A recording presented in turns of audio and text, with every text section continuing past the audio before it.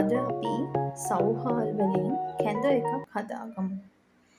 එහෙනම් බලන්න කොහොමද අපි මේක හදාගන්නේ කියලා. මේක හරිම සිම්පල් රෙසිපි එකක්. ඕන කෙනෙකුට මේක හදාගන්න පුළුවන්. මම මේකට සව්හල් ග්‍රෑම් 100ක් තමයි පාවිච්චි කරලා තියෙන්නේ. මේක අපි භාජනයකට දාලා දැන් සව්හල් ටික අපි හොඳට සෝදගමු.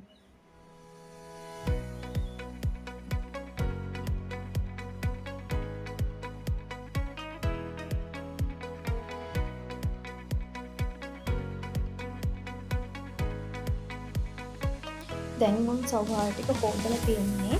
මේක දැන් අපි තවත් භාජනයකට දාලා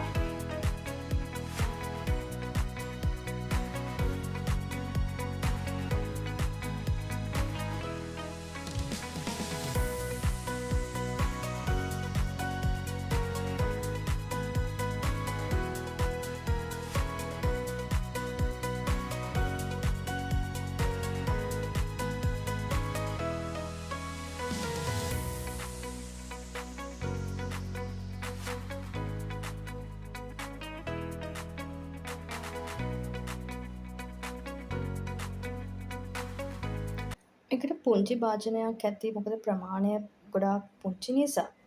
මේ විදිහට භාජනයක් අරගෙන ඒ ටිකට අපි හොදගත්ත සව්හල් ටික දාලා ඒකට සාමාන්‍යයෙන් අතේ මැද ඇඟිල්ලේ පළවෙනි පුරුක වෙනකන් වගේ වතුර ටිකක් තියලා අපි මේක ලිපෙන් තියනවා. ලිපෙන් තියලා හොඳට හැඳි ගන්න ගමන් මේකට පොල් කිරි ටිකකුයි සීනි ටිකකුයි දාලා තුරුවාට පස්සේ මේ වගේ බාගන්න තමයි තියෙන්නේ. ඉතින් අපි සව්හල් කැඳ එක හදලා ඉවරයි.